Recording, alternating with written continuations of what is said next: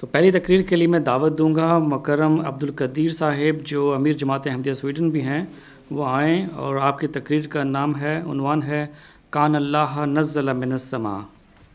اعوذ باللہ من الشیطان الرجیم، بسم اللہ الرحمن الرحیم۔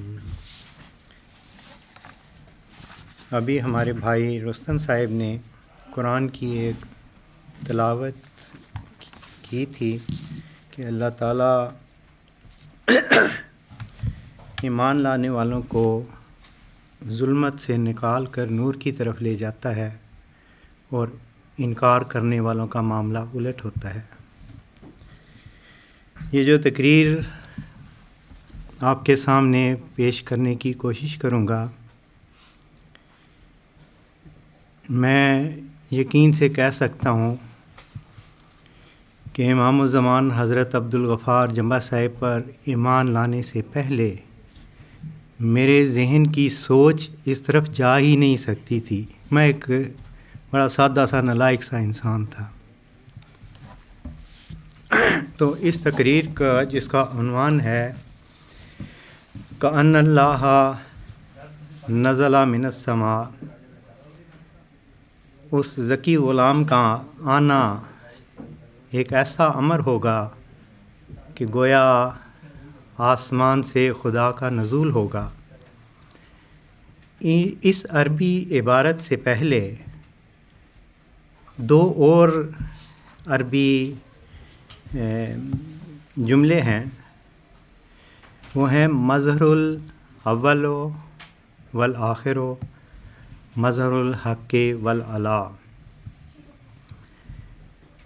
یہ جملے خدا تعالیٰ کی صفت اول و آخر، جو نیکی کا ایک زمانی پہلو ہے، اس کی خبر دیتے ہیں۔ بعد میں جب میں تفصیل بتاؤں گا تو انشاءاللہ یہ الفاظ جو بھی آپ کو مشکل لگ رہے ہیں، میں امید رکھتا ہوں کہ آپ کو اس کے بارے میں کافی معرفت ہو جائے گی کہ ان الفاظ کے کیا معنی تھے۔ اب میں تمہید کے طور پر ایک چیز آپ کے سامنے رکھتا ہوں۔ اس دنیا میں جس میں آج ہم سب بس رہے ہیں، جیسے انہوں نے بتایا کہ 5 ارب آبادی ہے، خواہ کوئی شخص اللہ پر ایمان لاتا ہو یا نہ لاتا ہو، اور ایمان لانے والوں میں خواہ وہ عیسائی ہو، یہودی ہو، مسلمان ہو، یا کسی بھی مذہب کا پیروکار ہو، یہ تمام دنیا کے افراد بعض ہستیوں کے نام اچھی طرح جانتے ہیں۔ حضرت آدم، حضرت نوح، حضرت ابراہیم، حضرت یعقوب، حضرت اسحاق، حضرت اسماعیل، حضرت موسیٰ، حضرت عیسیٰ علیہ السلام، محمد صلی اللہ علیہ وسلم۔ لیکن ان تمام ناموں میں ہم دیکھتے ہیں کہ ایک عظیم وجود جو انڈیا میں ظاہر ہوا، اس کا نام کہیں نہیں، دنیا کو کوئی شخص اس کو جانتا ہی نہیں کہ مرزا غلام احمد قادیانی کون تھے، اور یہ نام پوشیدہ رہا۔ غیروں سے تو جو پوشیدہ رہا وہ اپنی جگہ، خود ماننے والے ہم دیکھتے ہیں کہ ان کی وفات کے کچھ عرصہ بعد ہی اس کے عملاً اس کو بھول گئے، اور خلیفہ کا ایک بت ان کے سامنے کھڑا ہو گیا، جیسے حضرت موسیٰ کے پہاڑ پر جانے کے بعد ایک بچڑا تیار کھڑا تھا عبادت کے لیے۔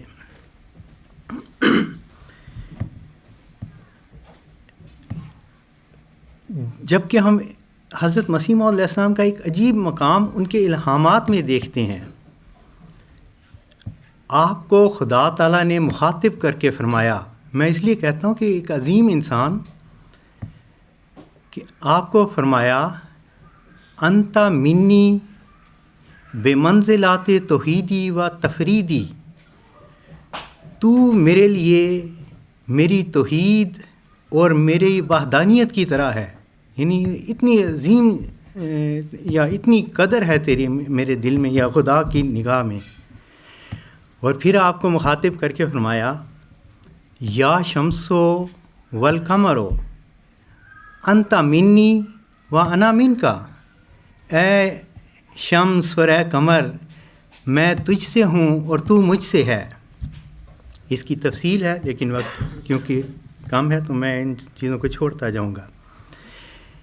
یہ چیز ہم دیکھتے ہیں کہ ایسا عظیم وجود دنیا میں آئے اور پوشیدہ رہے، لوگ اس کو پہچان نہ سکیں. یہ حالات بتاتے ہیں کہ یوں ہی مقدر تھا کہ ایسے ہوگا. مسلمانوں میں ایک عام تصور ہے کہ مہدی غار میں چھپا ہوگا اور جب عیسیٰ آئیں گے تو مہدی بھی غار سے نکل آئے گا. میرے نزدیک اس کا مفہوم ہی یہی تھا کہ جب وہ ذکی غلام دنیا میں آئے گا تب دنیا کو اس عظیم مہدی کا پتہ چلے گا کہ وہ کیسا برگزیدہ انسان دنیا میں آیا تھا. پھر ہم دوسری طرف اس کی تائید میں ایک اور چیز بتاتا ہوں. خود اللہ تعالیٰ نے آپ کو الہام کر کے بار بار بکثرت یہ بتایا تھا دنیا میں ایک نذیر آیا پر دنیا نے اسے قبول نہیں کیا، لیکن خدا اسے قبول کرے گا اور بڑے زور آور حملوں سے اس کی سچائی کو ثابت کرے گا. آج جب ہم یہاں موجود ہیں میں کامل یقین سے کہتا ہوں کہ حضرت عبدالغفار جنبہ صاحب کا ظہور یہ خدا تعالیٰ کا پہلا زور آور حملہ ہے جو حضرت مسیح موعود علیہ السلام کی اس پیش گوئی اور ان کی پوشیدہ زندگی کو ظاہر کرنے کے لیے رونما ہوا ہے. اور جب میں یہ کہتا ہوں کہ یہ مقدر تھا تو اس میں کچھ چیزیں خود حضرت مسیح موعود علیہ السلام کی تحریرات میں پاتا ہوں. آپ نے 1864 میں ایک خواب دیکھا تھا جس کا آپ نے تذکرہ کیا. آپ فرماتے ہیں اس آخر نے 1864 یا 1865 میں یا اسی زمانہ کے قریب جب یہ ضعیف اپنی عمر کے پہلے حصہ میں ہنوز تحصیل علم میں مشغول تھا جناب خاتم النبیین صلی اللہ علیہ وسلم کو خواب میں دیکھا، اور اس وقت اس عاجز کے ہاتھ میں ایک دینی کتاب تھی جو خود اس عاجز کی تالیف معلوم ہوتی تھی. حضرت صلی اللہ علیہ وسلم نے اس کتاب کو دیکھ کر عربی میں پوچھا کہ اس کتاب کا نام تو نے کیا رکھا ہے؟ خاکسار نے عرض کی کہ میں نے اس کا نام کتبی رکھا ہے. آپ نے وہ کتاب مجھ سے لے لی. جب وہ کتاب آپ کے ہاتھ میں آئی تو آپ کا ہاتھ مبارک لگتے ہی وہ ایک خوش رنگ اور خوبصورت میوہ بن گئی جو کہ امرود سے مشابہ تھا مگر بقدر تربوز تھا. یعنی اس کی شکل تو امرود جیسی تھی لیکن سائز اس کا بہت بڑا تھا تربوز کی طرح. جب آپ نے اس میوہ کو تقسیم کرنے کے لیے کاش کرنا چاہا تو اس قدر اس میں سے شہد نکلا کہ جناب صلی اللہ علیہ وسلم کا ہاتھ مبارک مرفق تک شہد سے بھر گیا، یعنی کونی تک. تب ایک مردہ جو کہ دروازے سے باہر پڑا تھا حضرت صلی اللہ علیہ وسلم کے معجزہ سے زندہ ہو کر اس عاجز کے پیچھے آ کھڑا ہوا، اور یہ عاجز حضرت صلی اللہ علیہ وسلم کے سامنے ایک ایسے کھڑا تھا جیسے ایک مستغیث حاکم کے سامنے کھڑا ہوتا ہے. اور حضرت صلی اللہ علیہ وسلم بڑے جاہ و جلال اور حاکمانہ شان سے ایک زبردست پہلوان کی طرح کرسی پر جلوہ فرما تھے. پھر خلاصہ کلام یہ کہ ایک کاش حضرت صلی اللہ علیہ وسلم نے مجھ کو اس غرض سے دی کہ تاکہ میں اس کو دوں جو نئے سرے سے زندہ ہوا، اور باقی تمام کاشیں میرے دامن میں ڈال دیں. اور وہ ایک کاش میں نے اس نئے زندہ کو دی، اس نے وہیں کھا لی. پھر جب وہ نیا زندہ اپنی کاش کھا چکا تو میں نے دیکھا کہ حضرت صلی اللہ علیہ وسلم کی کرسی مبارک اپنے مکان سے بہت اونچی ہو گئی، اور جیسے آفتاب کی کرنیں پھوٹتی ہیں ایسا ہی حضرت صلی اللہ علیہ وسلم کی پیشانی مبارک متواتر چمکنے لگی، جو کہ دین اسلام کی تازگی اور ترقی کی طرف اشارہ تھا۔ تب اسی نور کا مشاہدہ کرتے کرتے آنکھ کھل گئی، والحمدللہ علی ذالک۔ اب اس خواب میں بھی ہمیں صاف پتہ چلتا ہے کہ وہ مردہ جو کاش کھانے سے زندہ ہوا، جس کو ہم کہتے ہیں کہ وہ امام الزمان حضرت عبدالغفار جنبہ صاحب ہیں، اس کے بعد رسول کریم صلی اللہ علیہ وسلم کی کرسی بلند ہوئی، یعنی اسلام کی شوکت، اس کی عظمت، اس کا غلبہ ہونا ہی تب مقدر تھا اللہ کے ہاں جب وہ موعود عیسیٰ نے دنیا میں ظہور کرنا تھا۔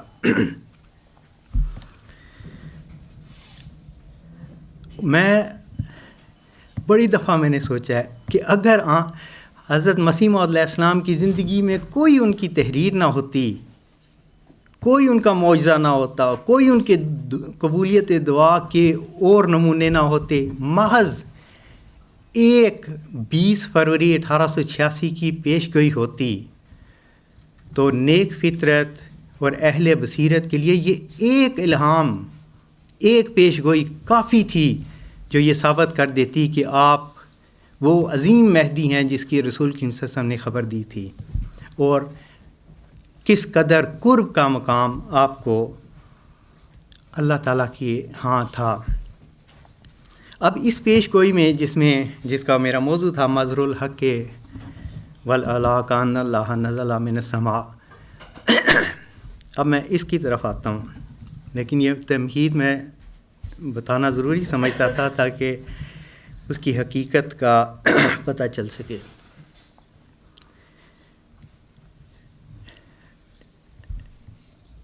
اللہ تعالیٰ کی ایک صفت اول اور آخر ہے، جس کو اگر ہم یہ جو کیونکہ ایک ہی وقت میں جلوہ فرما ہوتی ہے، تو یہ ایک وقت کا احساس پیدا کرتی ہے، وقت کو پیدا کرتی ہے۔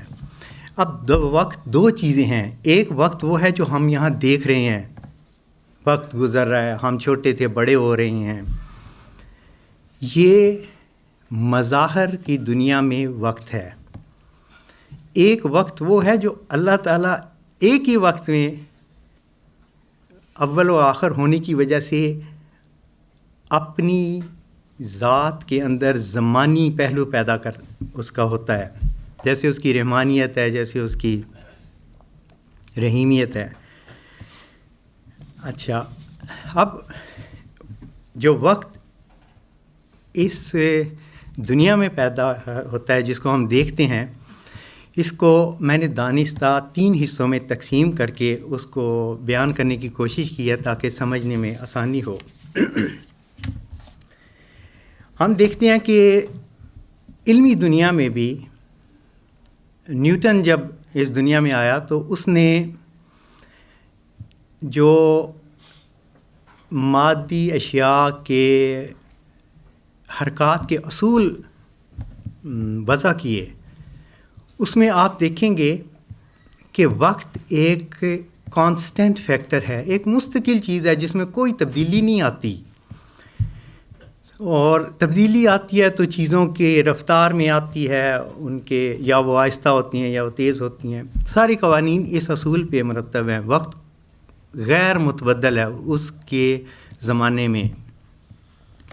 لیکن جب ہم اس سے ذرا آگے چلتے ہیں، یعنی تقریباً 250-300 سال بعد آئنسٹائن آ گیا، تو اس نے اس وقت کے بارے میں ایک نیا نظریہ پیش کیا کہ وقت کانسٹنٹ نہیں بلکہ ویریبل ہے، بدل جاتا ہے۔ یہ ڈیپینڈ کرتا ہے کہ ہم اس کو کس فریم آف ریفرنسز سے دیکھتے ہیں،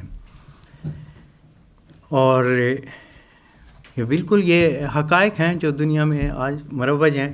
اس سے یہ اتنی زیادہ اس پہ تحقیق ہو چکی ہے کہ آج کل ہمارا جو سارا نیویگیشن سسٹم ہے یہ آئنسٹائن کے اسی ویریبل فیکٹر کی بنیاد پر اسے قائم کیا گیا ہے. اس سے تیسرا سٹیپ اگلا جس کو میں نے ذکی غلام پیریڈ کا نام خود دیا ہے یہ ہے کیونکہ جو امام الزمان نے وقت کی تعریف کی ہے جو کہ اس پیش گوئی میں تھا مظہر الاول والآخر، وہ یہ ہے کہ وقت کائنات میں جتنی اشیاء پیدا ہو رہی ہیں انہی کی طرح ایک مظہر ہے جس کا ایک آغاز ہے، جس کا ایک انجام ہے. اور کوئی دنیا میں ایسی چیز نہیں کہ جو وقوع پذیر ہو رہی ہو اور اس کی غایت موجود نہ ہو. ہم ایک یہ حضور نے بھی کئی دفعہ مثال دی، سانس لیتے ہیں، ہمارا ایک ایکشن ہے، ہمارا ایک عمل ہے، اس کے لیے اس کی غایت ہوا لازمی ہے، اس کے بغیر وہ کبھی ایکشن نہیں ہوگا. تو اسی طرح جو مظہری زمانہ ہے یعنی جو اشیاء کے زمانے پیدا ہوتے ہیں اس کی تہ میں اللہ تعالیٰ کا نیک زماں ہونا لازمی نتیجہ ہے، اس کے بغیر کبھی وقت پیدا ہی نہیں ہو سکتا. یعنی وقت کو پیدا کرنے والی اللہ تعالیٰ کی ہستی ہے اور اس کا وہ پہلو ہے جس کو ہم نیک زماں کہتے ہیں یا صرف زماں کہہ دیتے ہیں آسان اسے بنانے کے لیے. یہ تو ہے ایک مختصر سے 3 مختلف ڈیفینیشنز جو وقت کی میں کر سکتا ہوں. اب سوال یہ کہ اس کی اتنی اہمیت کیوں ہے؟ ہم یہ یعنی اس پیش گوئی میں یہ جو اتنے الفاظ آئے کہ وہ اللہ تعالیٰ کے زمانی پہلو کو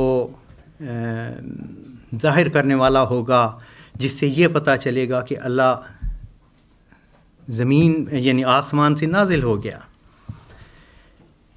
یہ ایک بہت ہی گہرا فلسفہ ہے اور اللہ تعالیٰ کے فضل سے اس کی کافی چیزیں میں نے حضور سے کیونکہ ڈسکس کی تھیں تو میں ان کو سمجھتا ہوں.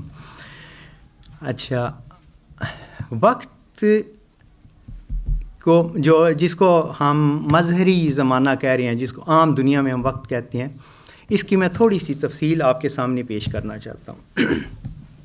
اگر ہم اس وقت کہیں کہ مثلا 4 بج گئے ہیں تو اس سے ہماری مراد یہ ہوتی ہے کہ یہ جو زمین گردش کر رہی ہے، گھوم رہی ہے، تو یہ اپنا ایک چکر جب مکمل کرتی ہے تو ہم کہتے ہیں کہ ایک دن گزر گیا. اس ایک دن کو ہم نے گھنٹوں، منٹوں، سیکنڈز یا مہینوں اور سال میں تقسیم کر رکھا ہے. اس سے ہمیں ایک وقت کا تعین ہم کر لیتے ہیں.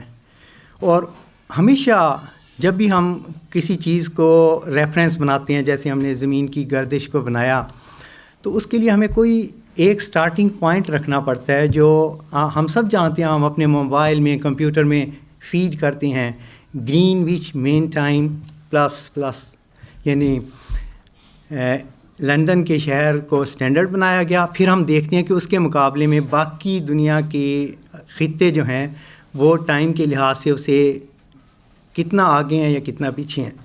یہ ہمارا ریفرنس ہے. اچھا، اب یہ ہمارے ہاں ایک عام وقت کا تصور ہے، لیکن اگر ہم اسی چیز کو اور گہرا کر دیں اور یا میں ایک سوال پیدا کروں کہ اس کائنات میں زمین ہے ہی نہیں، اس کا کوئی وجود نہیں، یا ہم زمین کو چھوڑ کے دنیا کے کسی اور سیارے پہ کھڑے ہیں، تو پھر وقت کیا ہے؟ بڑی مشکل پیدا ہو جائے گی. وقت کا تعین ہی ہمارے بالکل بدل جائے گا. کوئی وہ تصور نہیں رہے گا جو ہم اس دنیا میں قائم کر کے بیٹھے ہوئے ہیں.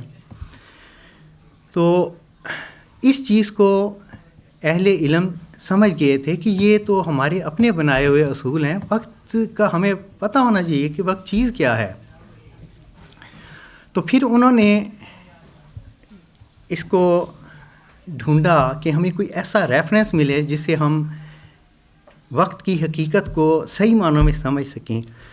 تو کرتے کرتے تحقیق کر کے انہوں نے یہ نتیجہ نکالا کہ جو ہمارے ہاں کچھ میٹلز ہیں، سوڈیم، پوٹیشیم، اسٹرونشیم، سیسیم کے ایٹم کو انہوں نے لیا. وہ کیوں لیا اس کو میں اس کی تفصیل میں نہیں جانا چاہتا. اب اس کے گرد ہمیں پتہ ہے کہ ہر ایٹم کے گرد الیکٹران گردش کرتے ہیں. اب الیکٹران کی سیسیم ایٹم کے آخری آربٹ کے الیکٹران میں جو وائبریشنز ہیں، جو وہ حرکت کرتا ہے، تو ہمیں اس کی ریڈیشن کا پتہ چلتا ہے. تقریباً 9200 ملین وائبریشن ایک سیکنڈ کے برابر ہیں. اس کو ہم نے اٹامک ٹائم کا نام دیا، یعنی سائنس کی دنیا میں اسے کہتے ہیں. اندازاً میں نے بتایا، ورنہ 9120 اور کچھ کر کے ہیں. اتنی وائبریشنز کو ہم نے اٹامک ٹائم کا نام دیا. یہ درست ہے، اور آج کل یہ اٹامک واچ اسی اصول پہ بنائی گئی ہے، اور بہت ایکوریٹ ہمیں وقت گزرنے کا احساس دلاتی ہے وہ. لیکن بات اس سے بھی آگے چلی جائے گی، کیونکہ 1965 میں انگلینڈ کے ایک سائنٹسٹ پیٹر ہگز نے یہ سوال اٹھایا تھا کہ یہ جتنا بھی ایٹم اور اس کے 50-60 پارٹیکلز ہیں، یہ کہاں سے آتے ہیں، یہ بن کیسے جاتے ہیں، ان کا آغاز کیا ہے. تو اس نے ایک نظریہ پیش کیا تھا کہ یہ ایک غیر مادی ذرے سے آتے ہیں، جس کو اس نے ہگز بوسان کا نام دیا تھا. اور 2 سال پہلے یہ جو سرن، ان کی ایک بہت بڑی laboratory under ground France, Belgium کے نیچے بنائی گئی ہے، وہاں پہ نیوٹران کو سمیش کر کے یہ ثابت کیا گیا کہ وہ پارٹیکل در حقیقت موجود ہیں. اچھا، اب وہ پارٹیکل، میں نے لفظ استعمال کیا ہے، پارٹیکل وہ ہے ہی نہیں ہے، وہ غیر مادی چیز ہے. اب اس وقت کو جو ہم نے سیسیم جس کو بیس بنایا تھا، وہ تو خود بعد میں وجود میں آیا. ہم اس سے پیچھے جب چلے جائیں، یعنی ہم سپوز کرتے ہیں کہ اس کائنات میں صرف ہگز بوسونز ہی ہیں، تو پھر وقت کیا چیز ہے؟ پھر اور مشکل پیدا ہو جائے گی. ہمیں وقت کا پتہ ہی نہیں چلے گا کہ وقت ہے کیا چیز. یہ چیز اتنی دقیق ہوتی جاتی ہے کہ الٹیمیٹلی ہم یہ کہتے ہیں، یعنی وہ جو نظریہ امام الزمان نے پیش کیا کہ جب خدا تعالیٰ کی صفت اول و آخر یہ چاہتی ہے کچھ تخلیق کرنا، تو وہ سب سے پہلے یہ جسے قرآن کہتے ہیں کہ کن کا ایک حکم جاری ہوتا ہے، اور پھر ایک لمبے پروسیس شروع ہو جاتا ہے جس سے مظہر پیدا ہوتا ہے اور کائنات وجود میں آنا شروع ہو جاتی ہے، اور مظاہر کا ایک زمانی پہلو اس کے ساتھ ساتھ چلتا ہوا آتا ہے. اچھا، اب ہم اس کو ایک اور رنگ میں دیکھتے ہیں. یہ میں نے مختصر سی اس کے تعارف کرایا ہے. کیا قرآن شریف نے ہمیں کوئی ایسی تعلیم یا ایسا کوئی آیات ہمیں دی تھیں جس سے ہمیں ان باتوں کا پتہ چلتا؟ یقیناً دی ہیں، لیکن ہم نے کبھی ان کی طرف توجہ نہیں دی، یا انسانی ذہن ہی وہاں تک نہیں پہنچا تھا. قرآن شریف میں سورۃ زخرف میں آتا ہے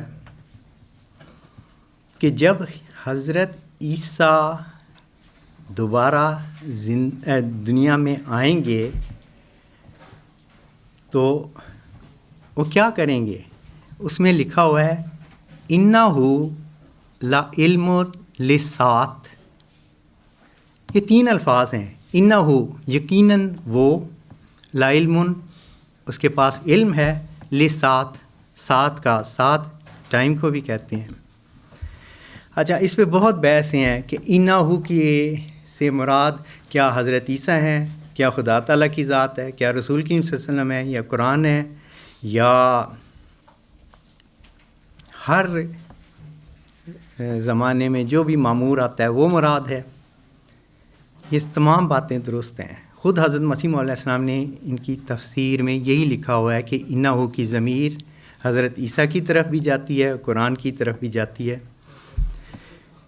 اچھا، ہم صرف محدود کر لیتے ہیں کہ یہ حضرت عیسیٰ علیہ السلام کی طرف جاتی ہے، جس نے آئندہ زمانے میں ظاہر ہونا تھا، جس کا ہم صاف کہتے ہیں کہ وہ امام الزمان حضرت عبدالغفار جنبہ صاحب ہیں. جب ہم اس ضمیر کو، اس سبجیکٹ کو اس کی طرف کرتے ہیں تو پھر اگلا لا علم، علم کے بارے میں، علم کیا چیز ہے؟ سب سے بہترین ڈیفینیشن اس کی سقراط نے دی تھی کہ وہ چیز جو ہمیں کانسیپٹ سے ملتی ہے، جس کی ہم ڈیفینیشنز بناتے ہیں اور پھر اس سے آگے ترقی کرتے ہیں. یہ کوئی ایمانی بات نہیں ہے. علم ہمیشہ اپنے ساتھ اپنی دلیل رکھتا ہے. تو حضرت عیسیٰ دلیل دیں گے، علمی دلیل دیں گے ساتھ کی، ٹائم کی. اب ساتھ کیا ہے؟ اس کا مطلب قیامت کی گھڑی بھی کیا گیا ہے، اس کا مطلب وقت بھی کیا گیا ہے، اس کا مطلب ہر معمور جب دنیا میں آتا ہے تو اس کے آنے کے دور کو بھی ساتھ کہا گیا ہے.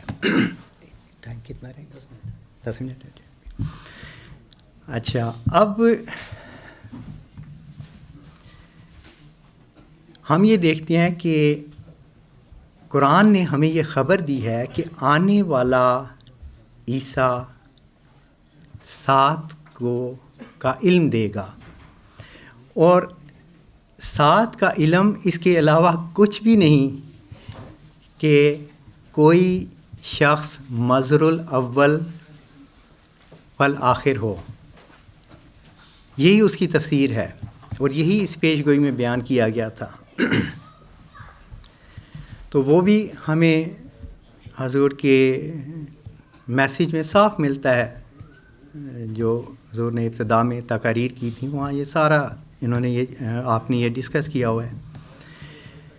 اب اس سے پتہ کیسے چلا کہ خدا زمین پہ آ گیا؟ اب میں اس پہلو کی طرف آتا ہوں. ناظرین، یہ بہت سادہ سی باتیں ہیں جو ہمارے روزمرہ مشاہدے میں آتی ہیں، لیکن ہم ان کو اس طرح دیکھتے نہیں.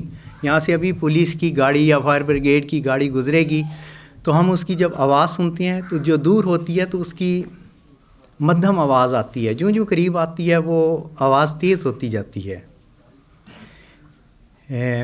اس کی وجہ یہ ہے کہ وہ جو آواز کی لہریں ہیں وہ 1 سیکنڈ میں کتنی ایک جگہ سے گزرتی ہیں، جس کو ہم فریکوینسی کہتے ہیں. جو وہ زیادہ ان میں شدت آتی جائے گی، آواز تیز ہوتی جائے گی. یہ بظاہر ایک ہمارا روزمرہ کا عام مشاہدہ ہے، اس میں کوئی ایسا نہیں ہے کہ جو کوئی صاحب تجربہ نہ ہو. لیکن جب ہم اس کی گہرائی میں جاتے ہیں تو ایک سائنٹسٹ تھا 1842 میں، اس کا نام ڈوپلر تھا. اس نے آسٹریلین سائنٹسٹ تھا. اس نے اس فینومینا کو اسٹڈی کیا اور پھر واضح اصول اس کے بنائے. اس چیز کو جو اس نے بیس بنائی، اس کو ہم دیکھتے ہیں کہ اس کے بعد کچھ سائنٹسٹ اسی کائنات میں دوسرے ستاروں کی حرکت کو مشاہدہ کر رہے تھے کہ کیسے یہ حرکت کرتے ہیں. تو اسی بیس پر ڈوپلر افیکٹ کے ذریعے سے انہوں نے نوٹس کیا کہ اس کائنات میں تو ہر جگہ جو ریڈیشنز ہے اس میں تبدیلی آتی جا رہی ہے، وہ مدھم ہوتی جا رہی ہیں، ان کی جو لہریں آ رہی ہیں وہ پہلے اسٹرانگ ہوتی ہیں پھر ویک ہوتی جا رہی ہیں. یہ واضح انہوں نے نوٹ کیا. اچھا، اس کو میں یوں بھی کہہ سکتا ہوں کہ ہم جب یہ آسمان پہ قوس قزح دیکھتے ہیں تو وہ وائٹ لائٹ ہوتی ہے جس کے ہمیں 7 رنگ نظر آتے ہیں، وائلٹ، انڈیگو، بلو، یلو، اورنج، ریڈ. تو جو ریڈ سائڈ ہے وہ ویک انرجی کی ریڈیشن ہے اور وائلٹ سائڈ کی اسٹرانگ انرجی کی ہے. تو کیونکہ ادھر ریڈ سائڈ ویک انرجی ہے، تو اگر کسی آبجیکٹ، کسی چیز کی انرجی کم ہو رہی ہو تو اس بیس پر ہم کہتے ہیں کہ اس میں ریڈ شفٹ ہو رہی ہے. اگر اس کی ریڈیشن اسٹرانگ ہوتی جا رہی ہوں تو ہم کہتے ہیں اس میں بلو شفٹ ہے. کائنات یہاں پہ اگر کھڑے ہو کے ہمارے پاس انسٹرومنٹ ہوں تو ہم دیکھیں گے، اور یہ تجربات سے ثابت ہے، کہ کائنات کی ہر جانب سے ریڈ شفٹ کے سگنلز ہمیں مل رہے ہیں. اس کا مطلب یہ ہے کہ کائنات کا ہر آبجیکٹ ہم سے دور ہوتا جا رہا ہے، پھیل رہا ہے. اس کو جب مزید اسٹڈی کیا گیا تو پتہ چلا کہ آبجیکٹ نہیں دور ہو رہے، بلکہ پوری کائنات اپنی ذات میں پھیل رہی ہے. اور جیسے ایک غبارے کے اوپر آپ باریک باریک نشان لگا دیں، اس کے اندر ہوا بھرتے جائیں تو وہ آپ کو پھیلتا ہوا نظر آئے گا، اور وہ اسپاٹس جو اس کے اوپر بنے ہوں گے وہ دور ہوتے جائیں گے ایک دوسرے سے. بہنے یہی ساری کائنات میں فینومینا چل رہا ہے، اور اس کے سگنلز ہمیں آج تک مل رہے ہیں. اور اس چیز کو 1929 میں ایک سائنٹسٹ ہبل، جس کے نام پر یہ ٹیلیسکوپ بھی خلا میں چھوڑی گئی ہے، اس نے دریافت کیا کہ کس ریٹ سے کائنات کے سیارے ایک دوسرے سے دور جا رہے ہیں. تو وہ جب اس نے وہ کیلکولیٹ کر لیا تو پھر یہ بڑا آسان ہو گیا ہمیں یہ کیلکولیٹ کرنا کہ اگر ایک چیز مجھ سے آج دور جا رہی ہے تو اگر ہم ماضی کی طرف سفر کریں تو وہ میرے قریب آ رہی ہے، یا ایک زمین کے قریب آ رہی ہے، یا سورج سے دور جا رہی ہے قریب آ رہی ہے. اس کو جب ہم نے، انسان نے یا صاحب علم لوگوں نے کیلکولیٹ کیا تو پتہ چلا کہ 13.7 بلین سال پہلے کائنات ایک نقطے پر اکٹھی تھی، اور اس وقت اس کا آغاز ہوا ہے. اب اس آغاز کے وقت جو بھی ہوا ہے، جسے بگ بینگ کا نام دیا جاتا ہے، اس کی ریڈیشن آج تک ہم تک پہنچ رہی ہے، اور اس کے بعضی ثبوت ہیں وہ ہمارے اندر یہاں اس وقت بھی موجود ہے، لیکن ہمارے پاس وہ آلات نہیں ہیں کہ ہم اگر یہاں ہوں تو ہم ابھی اس کو چیک کر سکتے ہیں. یہ ہے باریک سگنلز جو 13.7 بلین سال پہلے پیدا ہوئے تھے اور آج بھی اپنے ہونے کا ثبوت دے رہے ہیں. اللہ تعالیٰ اسی طرح کائنات میں ہر جگہ موجود ہے، ہر جگہ موجود ہے. وَهُوَ لطیف خبیر، لیکن وہ بہت لطیف ہے، اس لیے ہمارے پاس کوئی آلہ نہیں کہ ہم یہ چیز چیک کر سکیں. اور لیکن ایک ہی چیز ہے جو ہمیں اس کے ہونے کا ثبوت دے دیتی ہے کہ وہ الہام کرتا ہے. اور یہ پیش گوئی مسلم موعود بھی ایک الہام ہے. وہ الہام آج ہم مادی دنیا میں جب اس کے ثبوت دیکھتے ہیں، ٹائم کے پیدا ہونے کے، کس طرح ٹائم پیدا ہوتا ہے اور اس کا آغاز اور انجام ہوتا ہے، اس کا اول اور آخر ہوتا ہے، تو اس کی غایت میں جو ہستی موجود ہے وہ لازمی موجود ہے. اگر ٹائم اس دنیا میں ٹائم کوئی چیز ہے تو اس کا پیدا کرنے والا اول و آخر بھی لازمی موجود ہے. اور وہ وَهُوَ مَعَكُمْ، وہ تمہارے ساتھ ہے. اَيْنَمَا كُنْتُمْ، تم جہاں مرضی ہو وہ خدا بھی وہیں موجود ہوتا ہے.